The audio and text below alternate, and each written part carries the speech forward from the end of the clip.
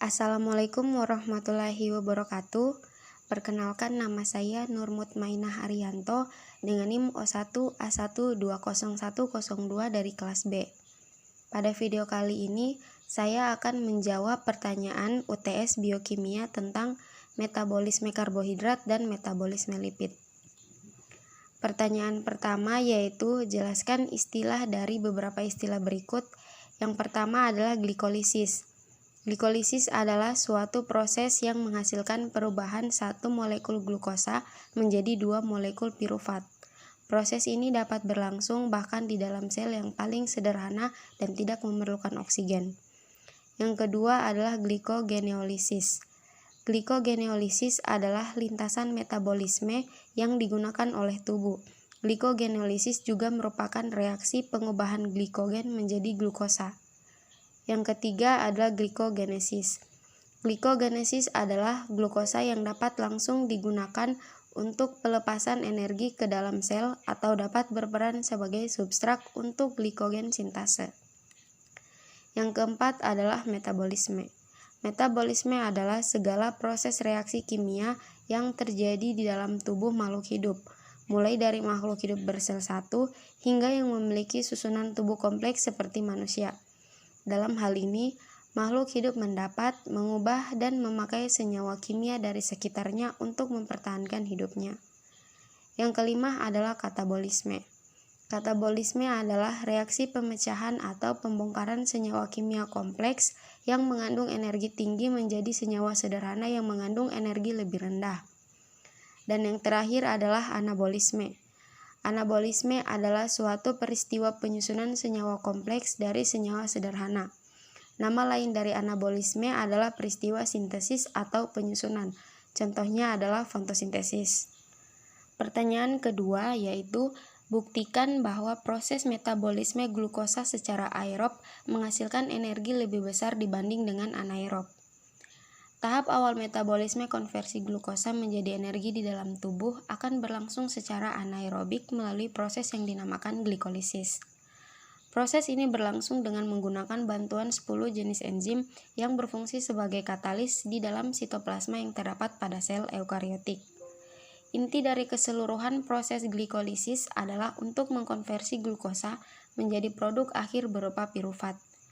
Pada proses glikolisis, satu molekul glukosa yang memiliki 6 atom karbon pada rantainya akan terpecah menjadi produk akhir berupa 2 molekul pirufat yang memiliki 3 atom karbon.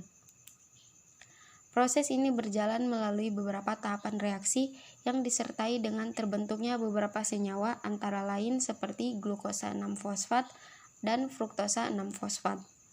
Selain akan menghasilkan produk akhir berupa molekul pirufat, proses glikolisis ini juga akan menghasilkan molekul ATP serta molekul NADH.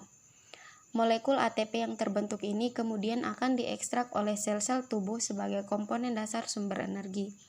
Jumlah energi yang dihasilkan respirasi anaerob adalah 2 ATP energi, terpaut 36 ATP energi jauhnya dengan respirasi aerob. Pertanyaan ketiga yaitu, jelaskan hubungan metabolisme karbohidrat dengan metabolisme lipid. Hasil akhir pencernaan lemak yang berupa gliserol akan memasuki jalur metabolisme karbohidrat melalui reaksi antara glukosa dan pirufat. Gliserol pirufat masuk jalur metabolisme karbohidrat. Sementara itu, hasil akhir pencernaan lemak yang berupa asam lemak akan mengalami beta oksidasi menjadi unit-unit yang terdiri atas 2 karbon. Setiap unit 2 karbon akan mengikat satu molekul KOA menjadi molekul asetil KOA yang dapat masuk ke dalam jalur metabolisme karbohidrat. Gliserol pun dapat berubah menjadi glukosa atau pirufat tergantung kebutuhan sel akan energi. Demikian halnya asetil KOA. Jika sel tidak membutuhkan energi atau kebutuhan energi masih atau sudah cukup, maka asetil KOA yang berasal dari beta oksidasi akan disintesis kembali menjadi komponen lemak. Karbohidrat pun jika berlebihan akan diubah menjadi lemak di bawah kulit atau jaringan adiposa. Pertanyaan yang keempat yaitu, tunjukkan bahwa energi yang dihasilkan dari metabolisme lemak lebih tinggi dibandingkan dengan energi yang diperoleh dari metabolisme karbohidrat. Dibandingkan dengan karbohidrat, lemak lebih banyak menghasilkan energi ketika dioksidasi. Contohnya, satu molekul asam lemak dengan atom 6C atau asam heksanoat yang dioksidasi secara sempurna dapat menghasilkan 44 ATP. Sementara itu, glukosa yang juga mempunyai 6 atom C hanya menghasilkan 36 ATP. Mengapa demikian? Karena asam lemak akan memasuki siklus Krebs setelah diubah menjadi asetil CoA melalui reaksi beta oksidasi. Sedangkan metabolisme karbohidrat lazimnya penguraian satu molekul glukosa yang melalui respirasi aerob, berarti yang melibatkan glikolisis dan siklus Krebs atau siklus asam sitrat menghasilkan sekitar 33 hingga 35 ATP.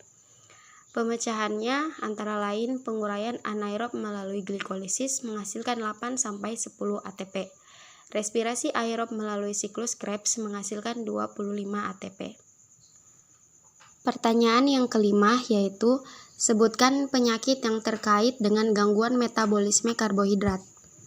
Salah satu penyakit terkait gangguan metabolisme karbohidrat yang paling banyak dijumpai di Indonesia adalah diabetes mellitus. Diabetes mellitus adalah kelainan metabolisme karbohidrat yang ditandai dengan peningkatan kadar glukosa dalam darah atau hiperglikemia. Hiperglikemia disebabkan glukosa dalam darah tidak dapat digunakan oleh tubuh dengan baik akibat defisiensi insulin maupun resistensi insulin. Disregulasi insulin menyebabkan abnormalitas dalam pengendalian jalur-jalur reaksi di dalam proses metabolisme karbohidrat. Penderita diabetes mellitus mempunyai resiko untuk menderita berbagai komplikasi yang spesifik akibat perjalanan penyakit ini, antara lain retinopati, gagal ginjal, neuropati, aterosklerosis, gangren, dan penyakit arteri koronaria. Ada beberapa cara yang bisa dilakukan untuk mengatasi penyakit diabetes mellitus, antara lain yaitu banyak minum air putih. Minum cukup air dapat membantu penderita diabetes menjaga kadar gula darah dalam batas yang sehat. Selain mencegah dehidrasi, ada baiknya ginjal membuang kelebihan gula darah melalui urin. Sebuah studi pengamatan menunjukkan bahwa mereka yang minum lebih banyak air memiliki resiko lebih rendah terkena kadar gula darah tinggi. Air minum secara teratur dapat menghidrasi ulang darah, menurunkan kadar gula darah, dan mengurangi resiko diabetes. Sekian video dari saya, lebih dan kurangnya mohon dimaafkan. Saya akhiri dengan kata billahi taufiq wal hidayah. Wassalamualaikum warahmatullahi wabarakatuh.